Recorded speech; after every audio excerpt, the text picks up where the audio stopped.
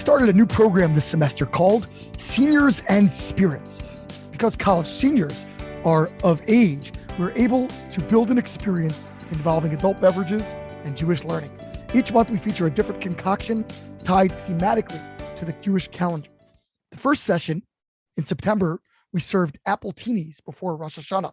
And last night we enjoyed Etrog infused vodka. Since our goal is to learn as we imbibe, I shared a question about this week's Torah portion as it relates to alcohol. As Noach disembarks from the ark, where he has been confined for many months, his first productive activity is planting a vineyard, through which he generates wine and becomes intoxicated. The ensuing story involves him becoming exposed in humiliated fashion, and according to the Talmud, results in a deeply disturbing violation by his own offspring. But returning to the initial planting, the relevant verse, and Noach began, or Vayachel, to be a master of the soil, and he planted a vineyard. Rashi, quoting the Midrash, immediately notes that the word Vayachel, which means began, also is related to the word chol, as in profane. Read differently, the verse could be saying that Noach profaned or debased himself by planting a vineyard. And yet, as I challenge the students, do we not recognize that wine plays a central role in almost every major Jewish ritual? A wedding, Brit Milah, Passover Seder, even weekly Shabbat meals. Each of these features alcohol prominently. Why is Noach censored for regenerating the world with vital plants? Pete Seeger did not invent the core lyrics to the famous song, "To Everything There Is a Season," popularized by the Byrds on their 1965 album, Turn, Turn, Turn. Rather, he borrowed them from King Solomon's Book of Kohelet, which we recently recited over the Sukkot holiday. Fundamentally, the poem conveys the notion that every emotion and behavior can enhance or detract from spiritual goals, depending on its timing.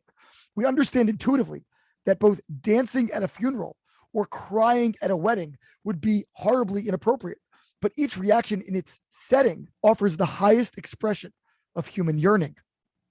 Rashi continues to explain that Noach's fault lay not in planting a vineyard, but in doing so first, prior to any other more elemental needs.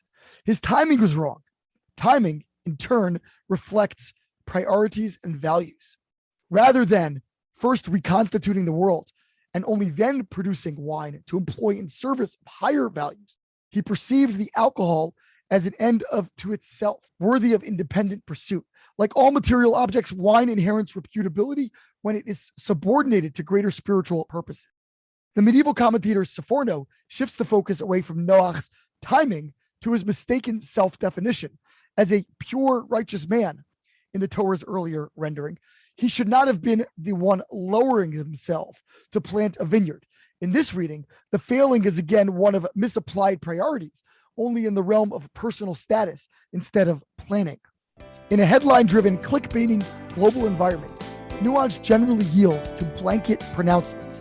From a Jewish perspective, however, few commodities or ideals are uniformly virtuous or corrupt. Rather, it is our judicious application of them that determines their quality.